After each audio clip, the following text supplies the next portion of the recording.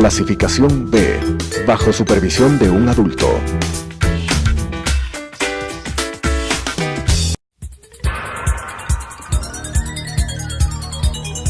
Las opiniones vertidas en este espacio por la producción y dirección del programa son de exclusiva responsabilidad de sus autores y de quienes intervienen en ellos.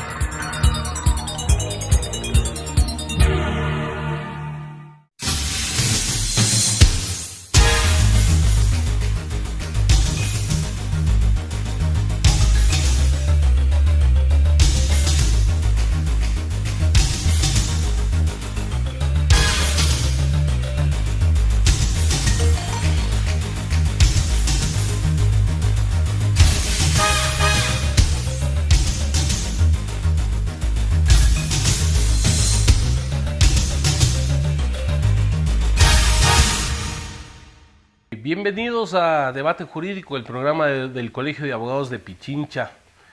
En esta semana nos acompaña el magíster David Rosero. Como todos conocemos, él fue vocal del Consejo de Participación Ciudadana.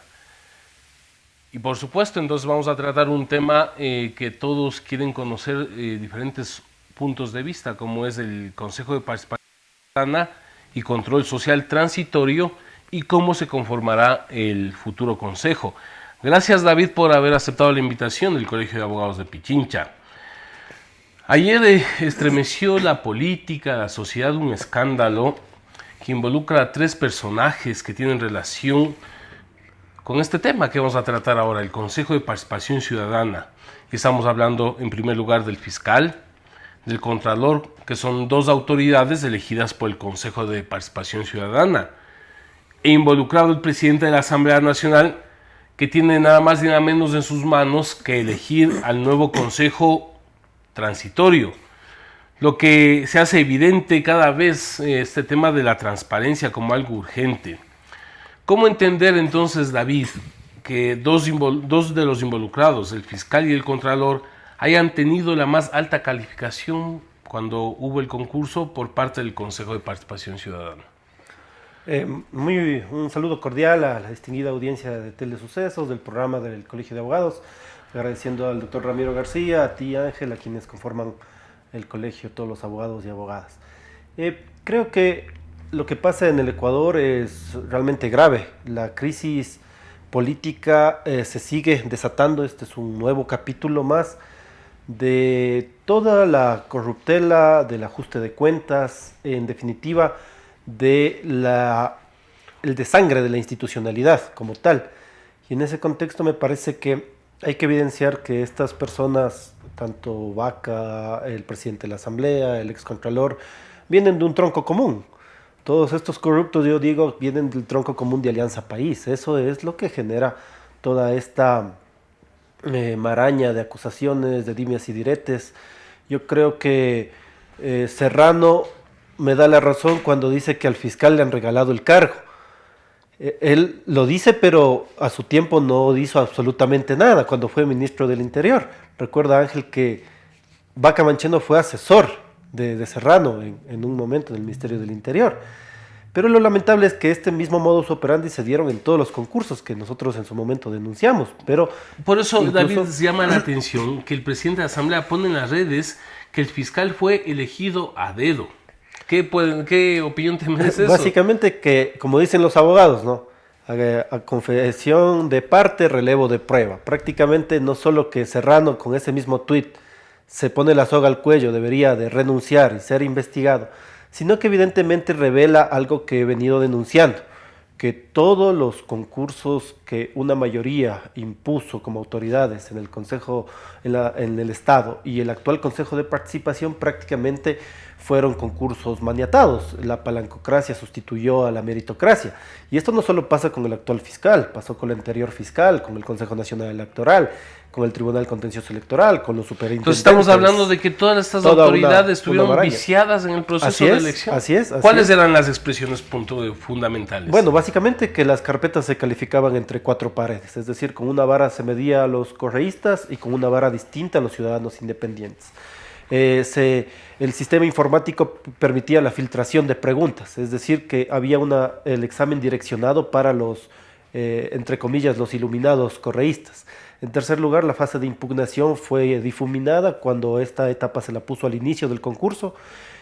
Muchas impugnaciones se archivaban, no se tomaban en cuenta.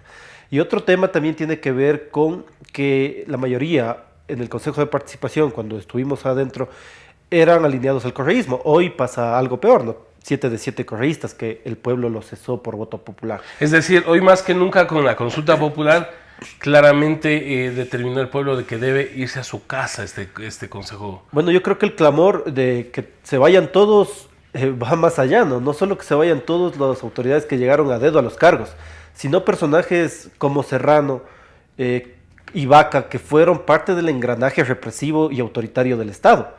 No olvides, Ángel, que el uno fue miembro de la Comisión 30 de septiembre, pero antes de eso, Vaca fue parte de la comisión de selección que calificó a Domingo Paredes, a Juan Pablo Pozo, a Nubia Villasís, a Juan Pablo Salazar.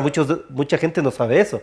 Este señor fue quien calificó las carpetas de estos personajes como delegado del Ejecutivo a la comisión de selección.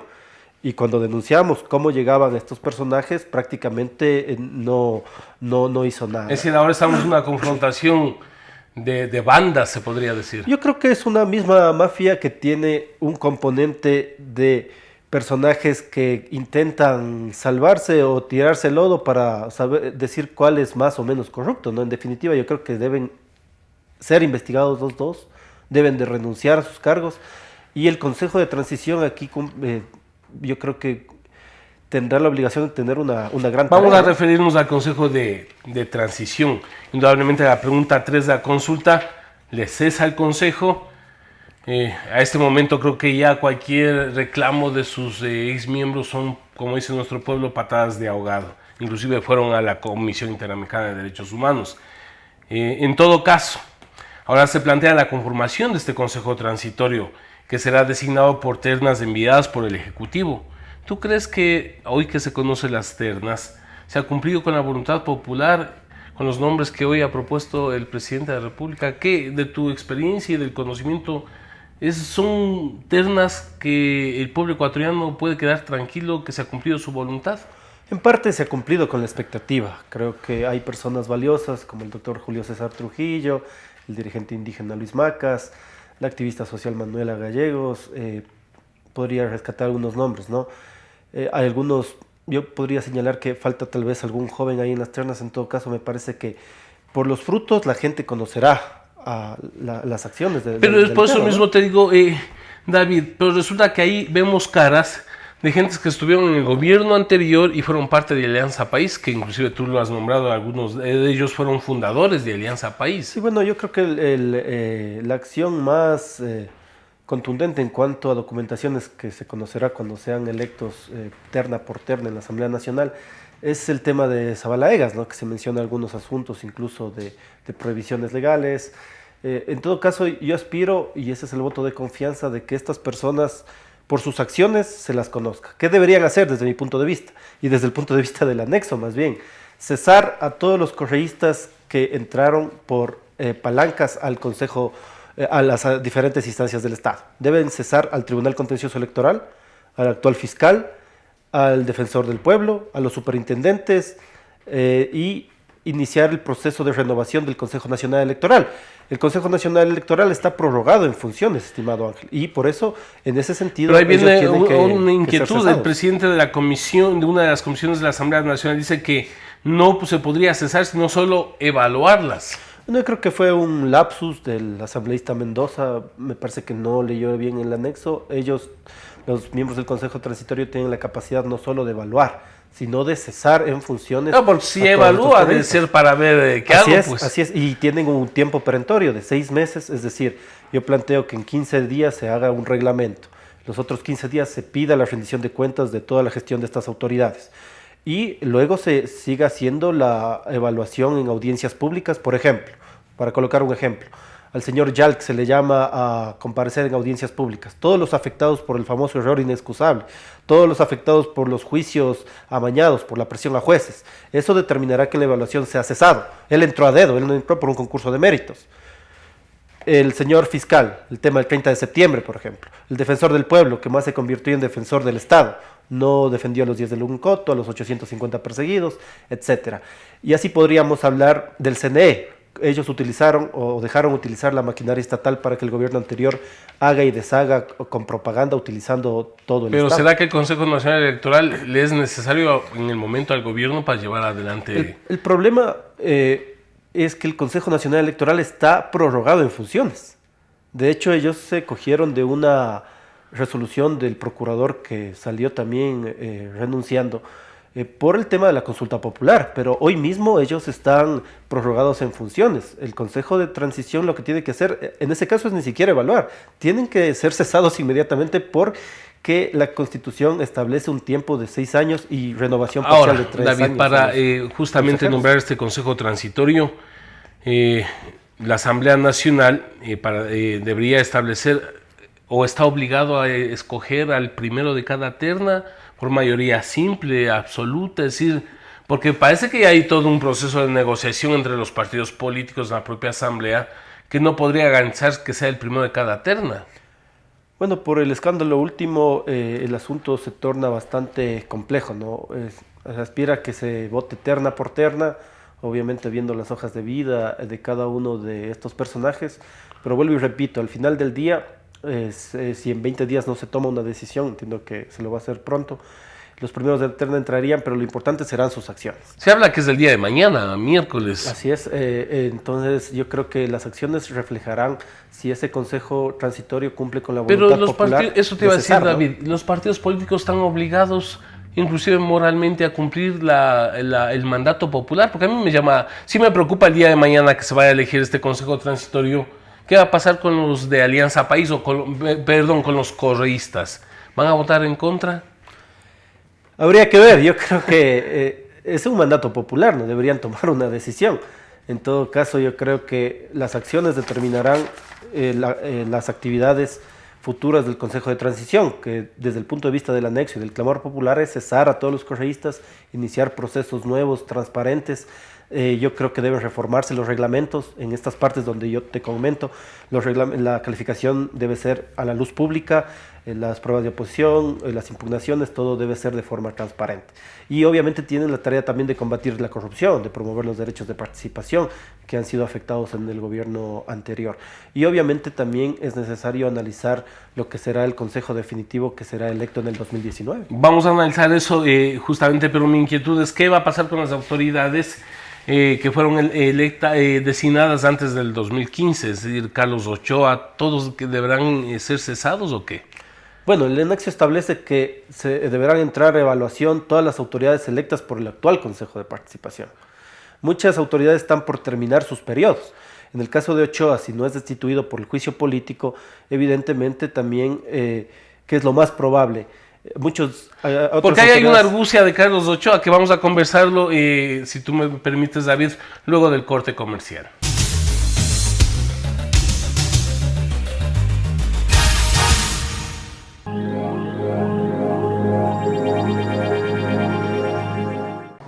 Adriana, cancélame todas las reuniones. No voy a ir a la oficina. Estoy con una jaqueca que no aguanto. ¡El jefe no viene!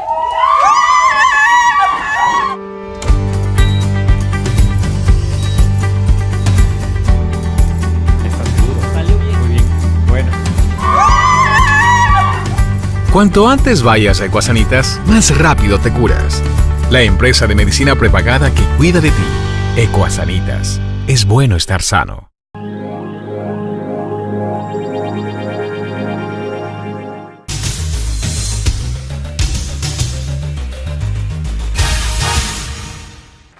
Continuamos con Debate Jurídico, el programa del Colegio de Abogados de Pichincha. Para quienes nos sintonizan en este momento, estamos con David Rosero, ex vocal del Consejo de Participación Ciudadana, con el tema precisamente del Consejo Transitorio, y nos va con sus opiniones también a explicarnos en qué o cómo debería elegirse, ya no al transitorio, sino al definitivo. Pero antes de eso, David, le escuchaba al señor Carlos Ochoa entre los argumentos de su defensa de que la consulta popular se refería a ser evaluados quienes fueron electos por este Consejo de Participación, es decir, por el que acabó de digamos, por voluntad popular, terminar sus funciones. ¿A qué se refiere el señor Carlos Ochoa? Básicamente que los que entrarán a evaluación en el Consejo Transitorio serán los que fueron electos por los actuales miembros del Consejo de Participación, el actual fiscal, el excontralor que está destituido. ¿Y él por quién fue electo? Fue electo cuando nosotros estuvimos en el Consejo de Participación con nuestro voto en contra. Ahora, ahí hay dos cosas. Yo aspiro a que el juicio político sea el que destituya a Ochoa, pero hay un asunto que deberían tomar en cuenta los asambleístas y los periodistas. En la ley de comunicación, cuando impusieron a Ochoa, no existían requisitos para ser superintendente. De hecho, no existe hoy en la ley de comunicación requisito para ser superintendente. Entonces, una mayoría correísta se otorgó la facultad de legisladores e impusieron a Carlos Ochoa sin ningún requisito de ley. Y también, obviamente, el conflicto de intereses de ser juez y parte. Por eso nosotros votamos en contra de la designación, porque él nunca debió ser impuesto como superintendente, porque no se cumplía ningún requisito, porque la Constitución establece en el artículo 213 que esos requisitos debían estar en la ley de comunicación, pero como los asambleístas de Alianza País hicieron al apuro la ley de comunicación, no colocaron esos requisitos, ¿no? David, hemos escuchado que tú has presentado una propuesta de cómo debe conformarse el nuevo consejo, ya que los propios anexos tienen vacíos. ¿Cuál debería ser la normativa o cómo crees que debería ser la conformación del Consejo de Participación Ciudadana definitivo? Bueno, básicamente tiene que respetarse la voluntad popular. El pueblo ha dicho, vamos a una elección por voto popular. Hoy mismo hay una relación incestuosa. El CNE elige al Consejo de Participación y el Consejo de Participación elige al CNE, los dos entes correístas en su mayoría, con lo que ha pasado, ¿no? Entonces, si vamos a hablar de ir a un proceso electoral, no puede el presidente de la República, y ahí yo tengo que llamarle la atención, venir a decir que vamos a tener un filtro previo de un concurso de méritos organizado por este CNE que nos dio un Jarrín, que nos dio una Tania Pauquer, que nos dieron todos estos correístas que principalmente el pueblo los cesó porque efectivamente fueron impuestos a dedo, no cumplieron con los temas de... Pero también el Consejo Nacional Electoral, ¿no?, cuestionado, David, y prorrogado en funciones. Por supuesto. Entonces no puede, por ningún argumento legal ni político, el actual CNE puede hacer el concurso. Entonces, ¿cómo escogemos si vamos a tener 10,000 candidatos? Mire, yo he propuesto una propuesta sencilla a la Asamblea Nacional. El día de ayer incluso estuvieron algunas organizaciones recogiendo esta propuesta, que tiene que ver con dos situaciones. Hay dos formas de postularse para ir a la papeleta electoral. Una mediante las organizaciones sociales nacionales de tercer grado, que estoy planteando que cada organización nacional legalmente registrada pueda postular un candidato o candidata. Y si los ciudadanos desean participar, que es la otra vertiente de donde podrían venir los candidatos, puedan recoger el 0,25% de firmas del padrón electoral, que serían más o menos unas 32,000 firmas. De las dos formas podría la ciudadanía participar. Ahora, vamos al ejemplo concreto. En la última consulta popular, ¿cuántas organizaciones se inscribieron? 40. Si quitamos a los partidos que no pueden postular, nos quedarían 27. 27 más o menos sería la papeleta de las organizaciones sociales. Nacionales. Si los ciudadanos desean participar, tendrían que coger un 0,25% de firmas para poder participar. Pero más o menos estaríamos hablando de un rango manejable de candidatos. Ahora, el tema de una gran papeleta de candidatos es relativo. Por ejemplo, ¿cuántos candidatos hubo la anterior elección para asambleístas nacionales? 15 multiplicado por 13 o 14 partidos nacionales. Claro. Que es un número exorbitante. Ahora vamos a una papeleta con alrededor de unos 27. Que podría ser menor que inclusive de lo que estamos acostumbrados. Es decir, no es el tema del manejo de la papeleta. Es más bien el tema de la democracia, de la participación. Los concursos han entrado en cuestionamiento. O sea, la gente escucha concurso de méritos y oposición y ya se da cuenta de que ya está amarrado. Ahí no hay salida. Hay algo amarrado. Hay una inquietud, David. ¿Qué pasa con la prohibición legal de realizar cambios en materia electoral un año antes de los comicios? Si lo que se pretende es nombrar ese nuevo Consejo de Participación en las elecciones seccionales. ¿Qué debe hacer la Asamblea? ¿Debe hacer reformas? Porque ahí está establecido, no puede haber cambios en materia electoral. Así es, bueno, las elecciones deberían correr para el mes de marzo, para la última semana. Ahí tendrían los asambleístas el tiempo hasta mediados de este mes de marzo que viene para realizar el primero y segundo debate de la reforma a la ley del Consejo Definitivo. He presentado una propuesta puntual de artículos que deben reformarse. También me preocupa que en la propuesta presidencial, por ejemplo, se habla de que los candidatos que ya pasarían el famoso concurso, que debe ser descartado, no pueden hacer campaña. Es decir, los candidatos no pueden hacer campaña, los ciudadanos no pueden hacer campaña, los partidos, las organizaciones no pueden hacer campaña. Es decir, se afecta los derechos de participación. Eso sería un retroceso. Y se le da al CNE la potestad únicamente para que dé haciendo campaña por los ciudadanos. Entonces me parece una propuesta... Es decir, en el sistema del fondo partidario, que tiene, o mejor dicho, el fondo para los procesos electorales, ellos se encargarían de los Así espacios. Es, pero no sabes, por ejemplo, un candidato puede salir en un horario AAA, otro candidato puede salir en un horario que no es ese rango de público. Entonces, en definitiva, pido a los asambleístas que deben descartar el concurso de méritos porque eso ha significado corrupción. El propio Serrano da la razón en esta situación del fiscal, aunque él también debe irse a su casa, pero yo creo que deberíamos ir a que las organizaciones de tercer grado, de carácter nacional, puedan postular un candidato o candidata y los ciudadanos que deseen participar puedan con un 0,25 de firmas del padrón. Eso también podría ser subjetivo, porque, a ver, dicen que no pueden ser candidatos quienes pertenecen a organizaciones políticas. Yo personalmente no estoy de acuerdo porque entonces por pertenecer a una organización política tú no eres honesto, no tienes el criterio social de hacer cosas por la sociedad, etcétera. Deben tener una trayectoria en organizaciones sociales, participación ciudadana, lucha contra la corrupción, tener un reconocido prestigio. ¿Cómo medir esto realmente? Bueno, hay unos elementos totalmente subjetivos. Por ejemplo, medir la probidad notoria, eso es bastante subjetivo. Hay otros que sí se podrían medir. Ahora, esta prohibición de que no sean militantes, adherentes o directivos de partidos políticos va en contra del artículo 11 de la Constitución, que no plantea ninguna discriminación por etnia, religión, condición ideológica, política, incluso pasado judicial.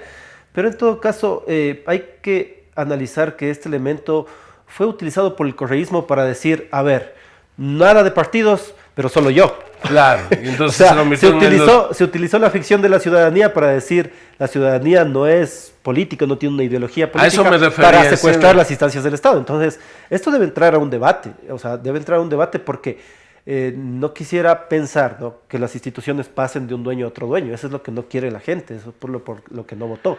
Y precisamente el tema ideológico existe para que la ciudadanía también en la diversidad pueda darse cuenta. Según de las tu propuesta, David, ¿cómo deben presentarse los candidatos? ¿Por listas, individualmente? Porque tú hablabas inclusive de que no podrían hacer campaña, etcétera. ¿Cómo debería ser su participación de estos candidatos? Bueno, básicamente las organizaciones de tercer grado de carácter nacional pueden inscribir un candidato o candidata con los requisitos que se establecen en torno a tener conocimientos del área a la que se vaya a designar. Podría colocarse un tema de una profesión, un título para poder también participar. El otro tema me parece que ya esos candidatos deberían hacer campañas no entregando dádivas o mediante el clientelismo, eso debe ser controlado, mediante debates, foros, dando a conocer las hojas de vida, caminando, básicamente una campaña diferente desde el punto de vista de dar a conocer las propuestas. El Consejo tiene 3 atribuciones: combatir la corrupción, promover la participación y designar autoridades mediante procesos transparentes. ¿Y qué método se aplicaría para declarar ganadores también? Porque tú sabes que el CNE aplica el método de Home, de Wester. ¿Cómo sería esto? Bueno, yo creo que ahí, para respetar la paridad de género, debería establecerse una papeleta de candidatos hombres y una papeleta de candidatas mujeres. Los 7 mejor votados de cada papeleta serían los electos. Ahora, para la asignación de principales y suplentes, básicamente se tendría que ver las mayores votaciones de cada una de estas personas. Ahí se respetaría la paridad, pero en función de la votación serían los principales mayores votados, hombres o mujeres, los 7 primeros y los 7 suplentes, ¿no? Pero ¿quién pagaría la campaña de cada uno de esos candidatos? El CNE tiene que facilitar franjas publicitarias, franjas electorales, facilitar mecanismos de participación en ese sentido, y también desde el punto de vista de las organizaciones, ya la fuerza de la organización social. No, porque si una organización de trabajadores, ¿no?, propone un nombre, tiene todo el aparato para hacer la campaña por su candidato. Así es, yo creo que hay que poner el ejemplo de la última consulta popular. 27 organizaciones sociales nacionales se inscribieron, cada una recibió un porcentaje de los recursos del CNE y se pudo hacer el tema de la campaña, ¿no? Se podría mejorar el tema de las condiciones para realizar estos eventos electorales, pero es una campaña de nuevo tipo, de debate, de propuesta, de foros, de contraposición de ideas, pero lo importante es que se haga campaña. Lo otro, lo que plantea el gobierno, me parece regresar en derechos. Es decir, el candidato es un convidado de piedra, no podría hacer campaña ni un ciudadano, ni a favor ni en contra, entonces eso me parece que debe ser descartado, y también el concurso maniatado, ¿no? Porque no es una buena opción. Ahora, David, con todo lo que ha pasado el día de ayer, ¿hay confianza en el pueblo ecuatoriano ir a que se designe este Consejo de Participación Transitorio con un presidente de asamblea cuestionado? Yo creo que Serrano debe dar un paso al costado. Igualmente el fiscal, tienen que ser investigados y judicializados. Pero eso no ha pasado porque una cosa es lo que deseamos. No te olvides lo que hizo Glass.